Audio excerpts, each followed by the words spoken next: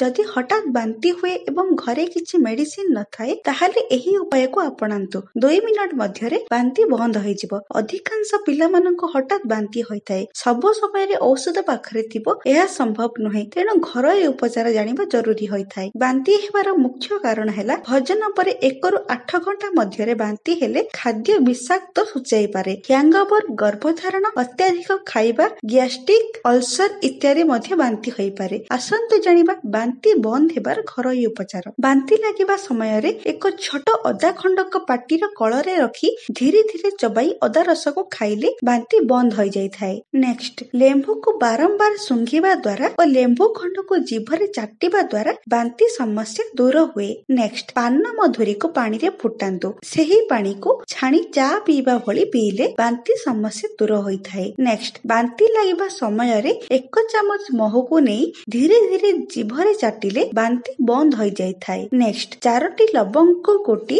1 glass ପାଣିରେ ଗରମ କରନ୍ତୁ। 1 ଗ୍ଲାସ ପାଣି ଫୁଟି ଅଧ କପ୍ ହୋଇଗଲେ ସେହି ପାଣିକୁ ଛାଣି ପିଅନ୍ତୁ। ଏହା ଦ୍ୱାରା ବାନ୍ତି ଶୀଘ୍ର ଭଲ ହୋଇଯାଇଥାଏ। ଶ୍ୱେତ ଚନ୍ଦନକୁ ଘୋରି ଅଦା ରସ ଓ ମହୁ ସହିତ ମିଶାଇ ଖାଇଲେ ବାନ୍ତି ବନ୍ଦ ହୋଇଥାଏ।